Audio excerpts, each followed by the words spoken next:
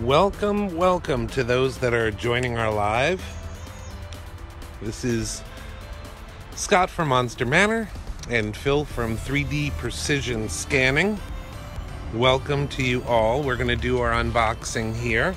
I do want to show you, we've got 3 of these beasts, but we're only going to be doing one on unboxing here. But these things are very big, and there's our partner company, 3D Precision Scanning. They do all of our scanning work for stuff within the manor, the monster stuff and pieces that we need.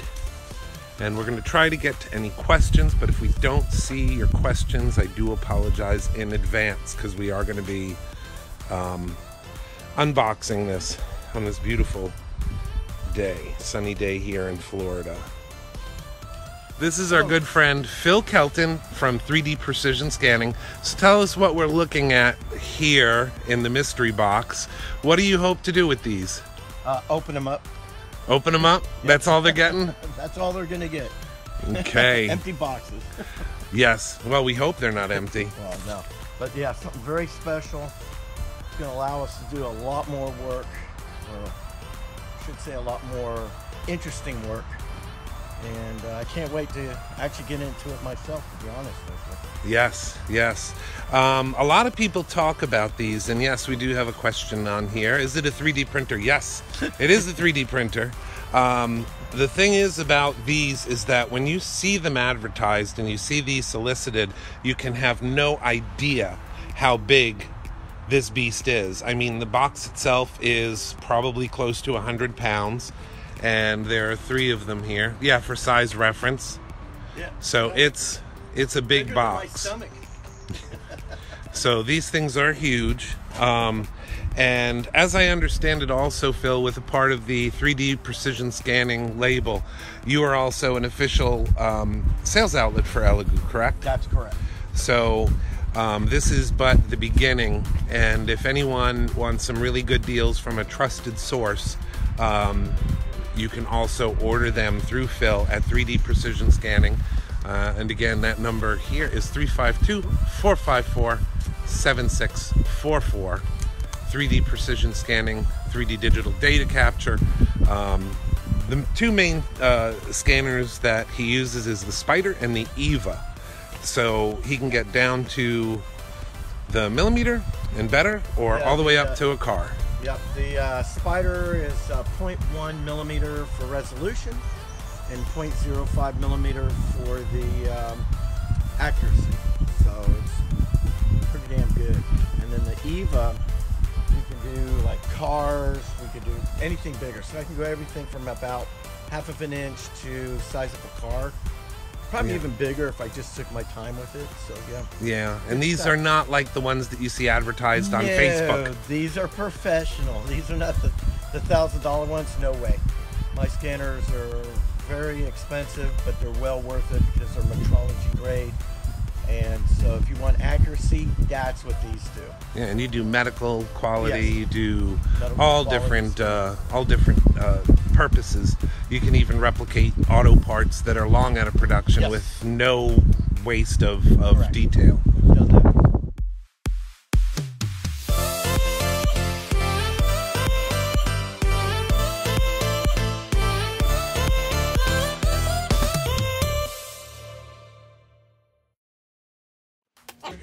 Gives a little bit more light.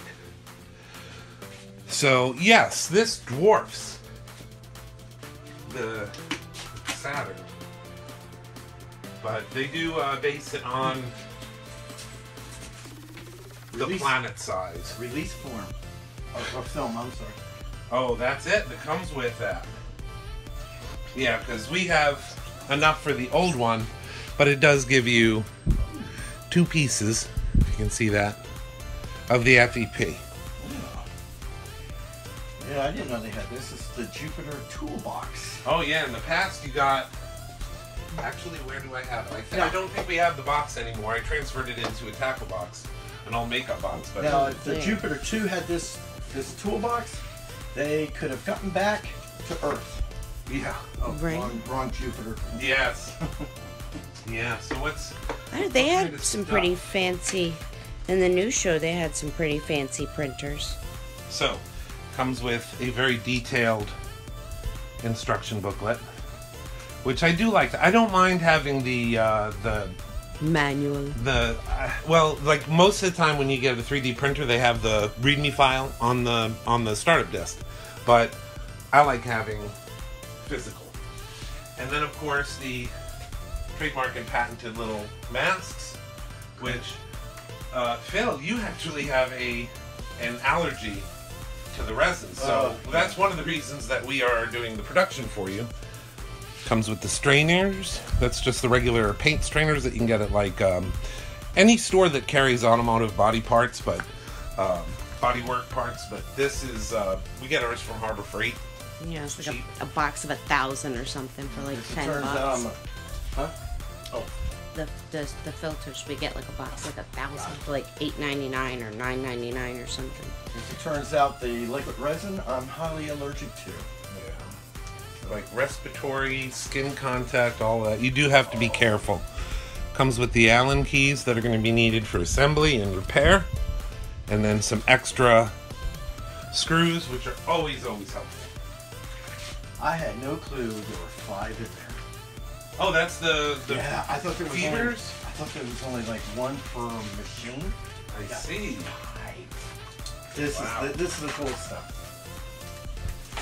A little bit bigger than the normal ones that we have. This is a huge power source.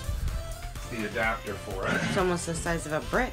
You could beat that somebody one is with that. because this machine operates on DC, not AC. So that's an AC converter from AC to DC. And I don't know if you saw these up close. These are what makes the automatic feed possible. As far as I know, this is exclusive to Elegoo, but this piece here is what goes into the printer. It's got a little valve that goes up and down that stops the resin from eking out. The only negative, if I want to call it a negative, is that this only fits the Elegoo resin. So if you're getting a Saturn or Jupiter, I gotta get used to that now. If you're getting the Jupiter and you want to use this feature, you will have to start out with a liter of Elegoo resin. Any type. I think it works with a couple of different types of resins, but the Elegoo that they make, it's pretty good. It's my personal favorite. If Elegoo is listening, my personal favorite is the Ryatech, just because it's very, very good for the money that you pay for it. It cures the same quality. nice. Yeah. It's Post-curing is a snap. But yeah, it's definitely a good resin. But I think Elegoo is really trying to listen to its customers and make changes. Hero used to be the gold standard for this stuff. Now it's kind of going to Ryatech just because it's also super, super available. And this will be the USB powered filter.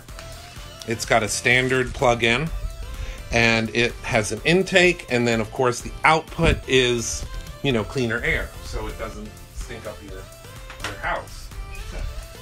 Let's see, this is and it's good that they include these because I don't care how many you get, these little nips. Don't ban me. These little nips work really well to free up your model from the actual support. So that one's cool. Cool that they included, even if it is just a couple of dollars. What else do we have here, Phil? Okay, we got the USB, standard little zip drive, so that'll plug on that'll plug here on the side of the machine here. Credit card, I have no clue what this is for yet. I'll have to look that up. Oh, this is the license serial number for this unit. Okay. So that stays with that guy. Okay. And then we got a little plastic spatula, metal one, and an adjustable tool, a hexagon. Hex tool. Yep. Yeah. Now, one thing that I can tell you about these USBs, don't make the mistake that a lot of people make with these USBs. The machines, whether it's a small PLA printer or the Elegoo Mars or Elegoo Saturn, there is a maximum that they can actually hold. So you want to make sure that you have a USB thumb drive that actually will work in your unit. Otherwise, you spend a lot of money on a unit that it can't work. So this is the top build plate. This thing weighs, what, about 3 to 5 pounds? What did Chelsea say it was? I think I was told that is about 4 pounds. This thing is very well constructed. I mean, it's heavy. I mean, I could do it. Yes, look at that. I'm real big already. Yeah. And that's the thing is Chelsea, I don't want to say she's weak, but she is average. I mean, and it's heavy for her. It is heavy for most people. Now there's some gunk on that. That is the grease that they put on the rod that allows it to travel up and down. So this is the heavy part. This is your vat. And it's got multiple... Wow. But you can't see, if you can see in here, I will bring it close. it is really well constructed. Yeah, this is, again, you figure if you're filling this build plate, and I can give you some comparisons between the two. If you're filling that build plate, it could have several pounds of build on it. You would never want to go solid, but still, just by volume, it's pretty intense. So, this, if I remember correctly, is about 7 pounds for the vat. Oh, it might be reversed, but check that out. Gotta show that. yes. Carefully take this out. This is the quick start guide. But yeah, this is what makes this unique. Now it does come pre-assembled. That's the FEP that you see in there.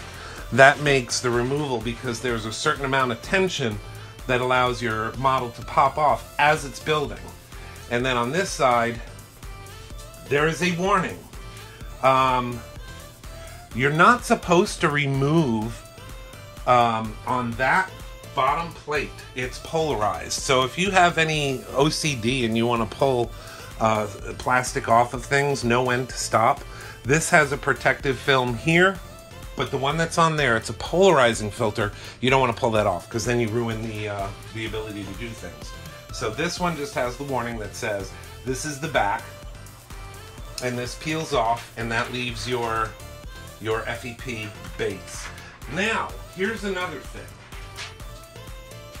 If you are burning through FEP, you're probably not using the right release.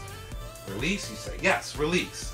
And the reason that is, you got that one? Yeah. I'm going to show them exactly what we use. For release. Then I'll show you this.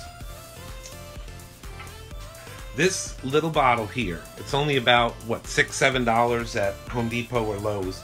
It's a 3-in-1 multi-purpose PTFE lubricant. Now, if you take this and you put it on your FEP, rub it in, let it dry, buff it a little bit, you're going to have your prints pop right off. No tension to your screen means you're not going to have to replace that screen every few prints.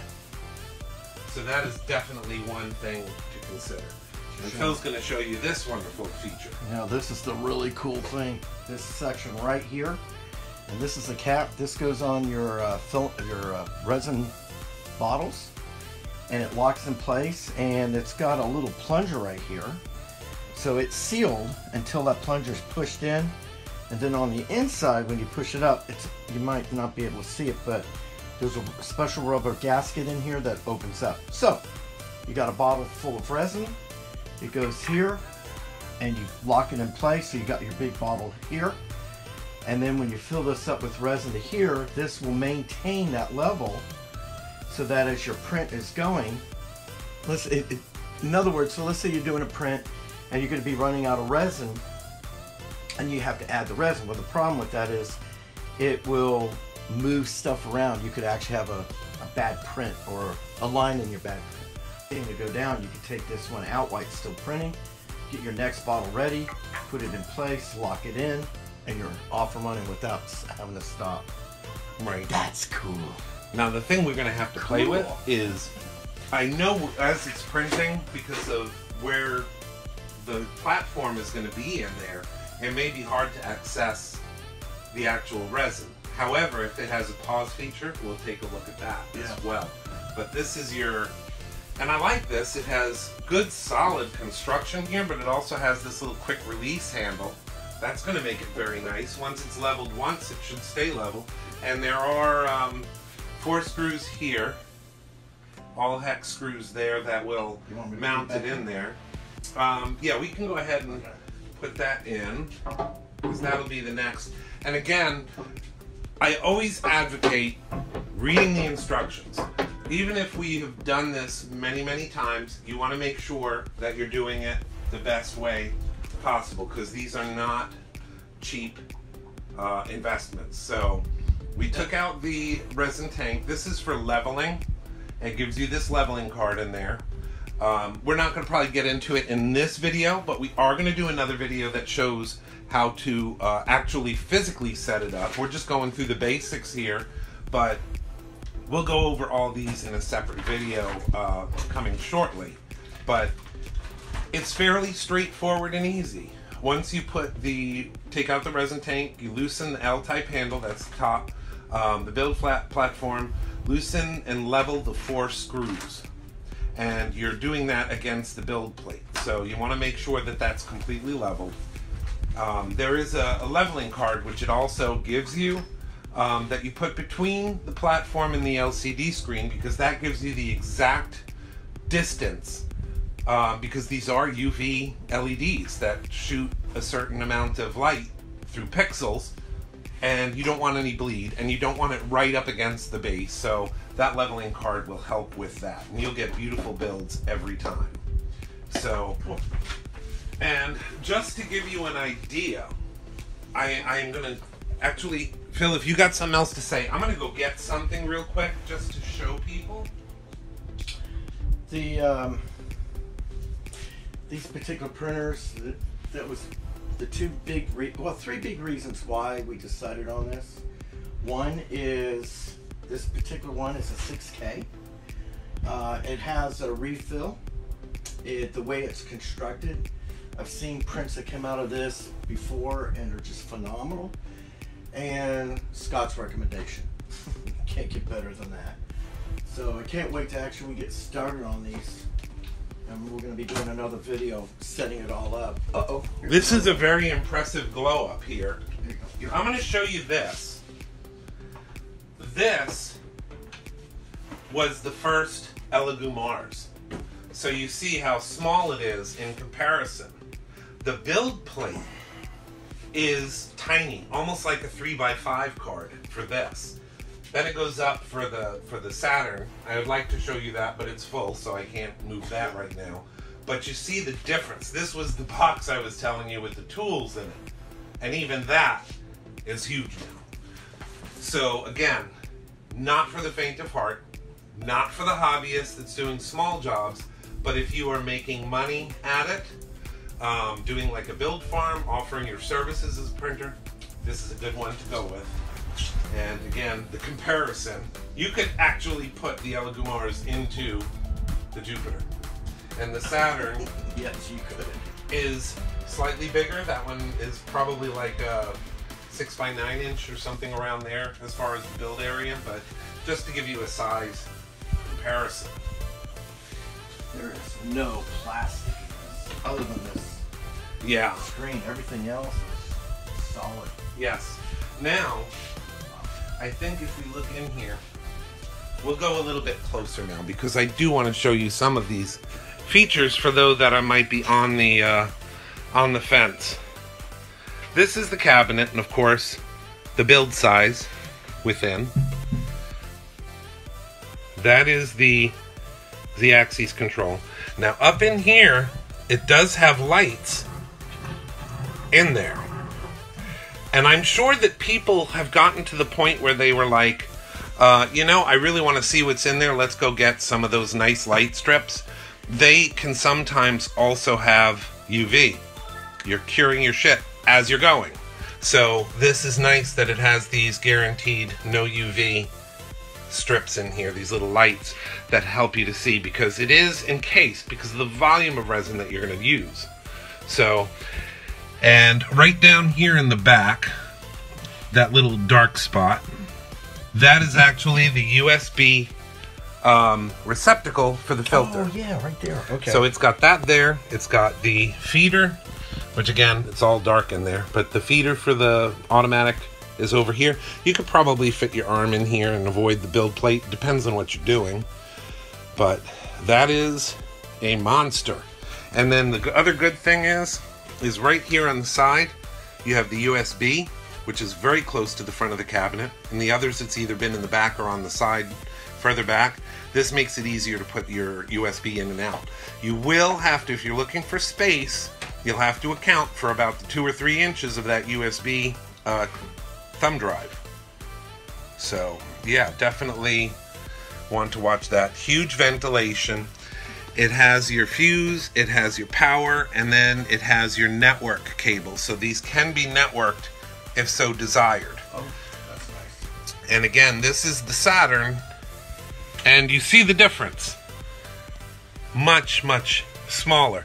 But for what I was doing before, this is fine because we do a lot of toy prototyping, so they're small pieces. But when you want to do larger pieces, I put the filter in there, you can see it. See how that looks when you're doing larger pieces, or say anatomical skulls or bone replicas or even helmets and that sort of thing. You need a bigger build plate. So because we are going to be doing more work with Phil in his endeavors, that's what that's all about. Let's get this screen. Yeah. And I mean, this doesn't really impede the visibility of the screen. Sometimes I don't really have a problem with it, but I usually take that off. But you could leave it on there, because if you get some schmuckus on your fingers and you're touching it, it's a touch sensitive pad, so you could leave it on there. I'm going to do some research before I actually turn this all on and do our first print, because on the Saturn, right under the build plate there, I actually took a piece of overhead projector film and I put that down over the LCD, because if you get any resin on that LCD, it's ruined. Very hard to get it off, especially if it cures, and you have UV light in there, so it does cure. But on this one, I got to do some quick research before we get it going. But that's what it looks like. And it is a monster, like I said. And we're going to have 2 of them in place, and then a third for the eventual. Whoops. Still under warranty, no worries. Haha, we gotta take the... I'm glad I pulled that back out. Oh, the filter, yeah. Read the instructions. It says take it out and take the plastic off. That is a carbon charcoal thing. Now, here's another thing that most people don't know, and I'm gonna fill you in and save you some time, aggravation, and possible health issues. Activated carbon filters, whether it's in your 3M respirator masks, or a filter like this, or any other filter that you have, it has a certain number of hours that it's usable, and it will tell you on each product what those hours are. Some, like a mask, has those filters, the carbon activated filters in it. They're only good for 40 hours. So, does that mean I gotta replace it every week? No. Because what you're gonna do is, when you have to use your respirator, you put it in place. When you're done with it, go to lunch or whatever, take those cap things out, put it into a plastic bag with a desiccant filter. You have extended your life. It's like you don't go into your house and leave your lights on for 24 hours. You turn them on as needed, right? The charcoal filters are the same way. So that charcoal filter that's going to go in here, we're going to remove that when the machine is not in use and put it into a 5-gallon Ziploc with a little desiccant filter and just leave it there. And that will protect that carbon and keep it activated for you. So, again, that is the wonderful Jupiter by Elegoo. This is a 6K. The Saturn is a 4K, which means speed. speed and accuracy. So that is what we're looking at. Again, this is Phil from 3D Precision Scanning. What's the number if they need to reach out to you? That'd be 352-454-7644. And here's an explanation what 3D scanning is, by the way. We can take anything in the real world, put it in a 3D format on your computer, and then we can change it. We'll be showing some of that stuff here with the skulls that I'm working on now currently. So if you need to do like digital archiving, if you need to do reverse engineering, investment casting, that's what we can do for you with the 3D scanning. Oh, now he's running off, leaving me here by myself. I think he's going to actually show you a piece. So. And this way you can show them. Right. I will hand this off to you and you can show them what we have done. So this is, well, I scanned a crow, and you can see all the intricate bone structure in it, and it's that detailed. And then when we got done, we actually printed it up on the other machine over there, and then we paint them.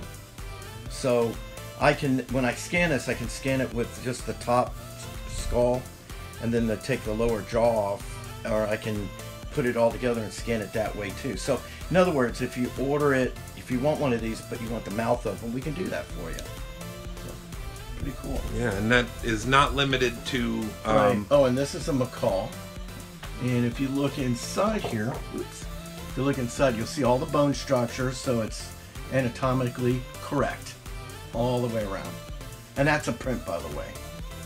That is a print. That was done on the smaller Saturn, but still that's a print. And then that one is a custom print, right, where we took a little bit of liberty with the paint. We find our inspiration in many different things. That was actually on the old Three Caballeros, or like Coco, that sort of thing. It's very South American inspired because it's a South American bird. Yep. So, and you know, the cool thing about this is that it's also what you're going to be using it for is to reduce waste and right, you know, not being able to do anything with, say, a skull that is collected humanely, of course, from a bird or a sample or anything like that. We do, I guess you'd say it's a museum. Libraries would use this service as well. And then you have this print that can then be used for people who don't have access to the actual skulls. Right. For educators, homeschoolers, things like that, they can actually have 3D replicas that are absolutely authentic. Yep. Absolutely. And this machine is going to help us to do that more authentically, because believe it or not, that skull was shrunk down to fit on the print bed. So if you get into things like, say, a baboon skull, which we do have, a baboon skull or a great ape or anything like that that would require larger prints, you're going to need a larger printer, or you're going to have to cut it all apart, and that makes reassembly difficult. So that is our TED Talk, or our Phil Talk for the day. Yep. With Master Scanner 3D Precision Scanning out of Ocala, Florida. My pleasure. And we are going to do some amazing things with this printer and the scanning coupled together. So if you've enjoyed this live, please share the page with your friends. It's not all about monsters. We do love monsters. We get to make a lot of them. But this is also about technology. It's about the toy prototyping that we do, the rapid prototyping that we do. So this kind of gives you a little bit more of a round image of how traditional sculptors, old dudes like myself, that this is what we've been doing traditionally for years, and how we can couple the 3D sculpture, the traditional sculpture, with technology and give you beautiful things. So your eyes are not going to last forever. And my hands. Yeah. Yes. Yeah, your hands. So again, if you've enjoyed this, press the likes and share this with your friends. Share our page, and we will be coming back a little bit later once we get this all unpacked and set up, and we will show you what that looks like. So thank you for joining us on Monster Manor TV. Spread the word and have a good day until we see you again. Join us back later, hit the follow button, and we will see you next time on Monster Manor. Thank you.